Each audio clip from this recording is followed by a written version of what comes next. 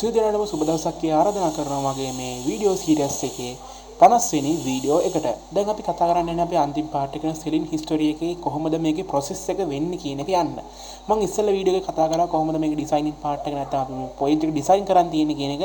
දැන් අපි කතා කරන්න යන්නේ කොහොමද මේකේ මේ පාර්ට් එක සිද්ධ වෙන්නේ කියන එක. ඔයාලට බලා ගැනීමට හැකියාවක් තියෙනවා. අපි මෙතන search by invoice ID from date to date කියන එක අපි මේ විදිහට දාගෙන තියෙනවා. එතකොට ඔයාලට පේනවා මෙතන invoice ID product buyer amount and quantity විදිහට අපි මෙතනදී add කරගෙන තියෙනවා. එතකොට ඔයාලට බලා ගන්න පුළුවන් මෙතනින් මොන products ද අපි buy කරගෙන තියෙන්නේ, කොච්චර quantity එකක් buy කරගෙන තියෙනවද කියන එක. එතකොට amount එක කොහොමද කියලා බලා ගන්න පුළුවන්. ඊට පස්සේ මෙතනින් අපි වෙනම option එකක් දීලා තියෙනවා. අපි දැන් හිතමු normally අපි උදාහරණයක් විතර ගමු. මෙතනින් මේ අපි මේක select කරගෙන තියෙනවා. එතකොට ඔයාලට ඕනේ මේ order එක confirm කරන්න. එතකොට මේ confirm order එක කරලා පස්සේ product status change successfully okay කරා. ඊට පස්සේ මේක packing එකට යනවා. packing එක ඉවර වුණාට පස්සේ මේ click කරාට පස්සේ product status change successfully okay කරා.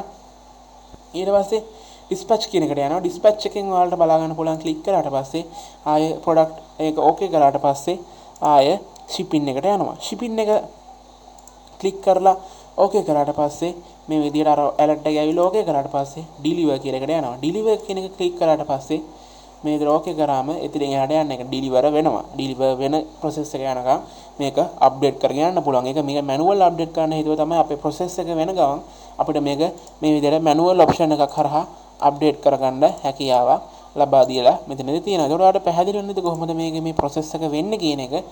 මේ විදිහට අපිට මේක තාම dispatch මේක packing යනවා මේ ටික. ඊට පස්සේ මේක තාම අපි order එක confirm කරලා නැහැ. ඒක අපි order එක confirm කරමු. දැන් මේක තාම packing එකේ තමයි තියෙන්නේ. එතකොට ඔයාලට පැහැදිලි වෙන්නද කොහොමද මේකේ process එක මේ විදිහට වෙන්නේ කියන එක. තව දෙයක් තමයි මෙතනදී අපි කියමු 9 වෙනි invoice ID එක යටතේ අපිට දාන report එකක් දාගන්න ඕනේ කියලා. 17 Pro Max ඔයාලට පේනවා ඇති මේ විදිහට දැන් report එක අපිට බලා ගන්න පුළුවන් මේ කොහොමද මේ මෙතනදී මේ report එකක් පෙන්වන්නේ කියන එක. මෙතන අපිට අදාළ මේ ගැහුවා report කියන එක click කරාට පස්සේ මේ විදිහට අපිට අදාළ report එක ලබා ගන්න පුළුවන්. ඔය බලමු data select කරලා මෙහෙම report එකක් ගන්න පුළුවන්ද කියලා. ඔව් මේ විදිහට එදාටත් අදාළ data එක යටතේ report එක අපිට එනවා. එතකොට ඔයාලා පැහැදිලි නැති කොහොමද මේ report එකක් ගන්නෙ?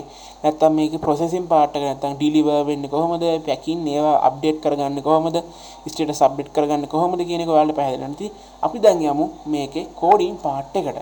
මේ coding part එකට ගියාට පස්සේ ඔයාලා වෙනන තියෙන විශේෂම දේ තමයි මෙතනදී කොහොමද අපි මෙතන මේ report side එක හදාගෙන තියෙන්නේ කියලා. මේ තියෙන්නේ ඒ report side එක හදාන් තියෙන system එක.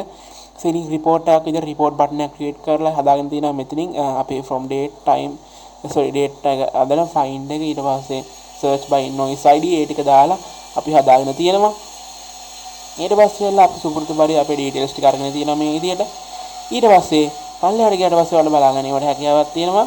අපි හදාගත්ත මේ search එක ඔයාලා බලා ගන්න පුළුවන් මේ විදිහට අපි confirm order, packing, dispatch, shipping, deliver කියලා මේ විදිහට change invoice status කියන එක යටතේ අපි හදාගෙන තියෙනවා.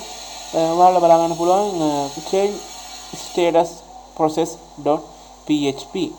මෙන්න මේ ක්ලික් කරාට පස්සේ මෙතනදී ඔයාලා බලා ගන්න පුළුවන් කොහොමද මේකේ invoice එක අපි හදාගත්තේ කියන එක. එතකොට ඔයාලා බලා ගන්න හැකියාවක් තියෙනවා කොහොමද මෙතනදී මේ invoice එක design උනේ කියන එක. මෙතනදී මේ invoice එකෙන් අරගෙන data තමයි මෙතනදී අපි අරගෙන ඒක process එකක් විදිහට shipping වෙනවාද ඒ ටික update වෙන්නේ මේ විදිහට product එක product ID එක ඊට පස්සේ ගත්තොත් එහෙම product එකේ product ID status එක ඊට පස්සේ ඒ ටික active කියන එක something phone worry please try again later කියන alert එකක් එනවා මොකක් හරි problem එකක් තිබ්බොත් එන්නේ මේ විදිහට අපි change status process.php කියන එක යටතේ හදාගෙන තියෙනවා. එතකොට ඔයාලට තේරෙන්නේ නැති කොහොමද මෙතනදී මේ seller history එක යටතේ මෙන්න මේ ටික add කරගෙන තියෙන්නේ කියන එක. ඒ process එක කොහොමද වෙන්නේ කියලා ඔයාලට පැහැදිලි වෙන්නේ. ඉතින් pagination part එක ගත්තොත් එහෙනම් pagination part එක මෙතනදී අපි design කරගෙන තියෙනවා. මම කලින් එකේදී ඔයාලට පෙන්නුවා. එතකොට ඔයාලට පැහැදිලි නැති කොහොමද මෙතනදී මේ order ටික confirm කරගන්න part එක design කරගෙන තියෙන්නේ කියලා. ඔයාලට පේනවාද මෙතන 0 1 2 3 4 කියන process එක යටතේ status change වෙන විදිහට මේක හදාලා තියෙනවා. ඔයාලට පේනවාද බටන් එකක් තමයි create කරන් තියෙන්නේ. මේ button create කරන් ඉදිරියට මෙතන confirm order packing dispatch shipping delivery කියන විදිහට මාරු වෙන්න design කරගෙන තියෙනවා. ඒක on click එකක් දාලා තියෙනවා change invoice status කියන එකට. ඒකේ process එකක් මගින් මෙතනදී වෙනස් වීම අපිට බලා ගන්න පුළුවන්. එතකොට ඔයාලට පැහැදිලි වෙනවද කොහොමද මේකේ process එක වෙන්නේ කියන එක? මේ process එක design කරලා තියෙන්නේ කොහොමද? මේක database එකේ search queries දාලා මේක add කරන් තියෙන්නේ කොහොමද? අන්න ඒ දේවල් ටික ඔයාලට පැහැදිලි වෙන්නද කියලා මම හිතනවා. එතකොට ඔයාලට සම්පූර්ණ මේ ප්‍රොජෙක්ට් එකේ පාර්ට්ස් ටික මම මෙතනින් මේ වීඩියෝ එකෙන් කතා කරලා ඉවරයි.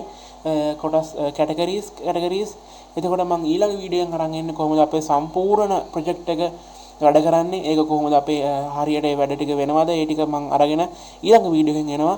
සියලු දෙනාටම සුබ දවසක්. මගේ වීඩියෝ සීරීස් එකේ 50 වෙනි වීඩියෝ එක මම මෙතනින් නතර කරනවා.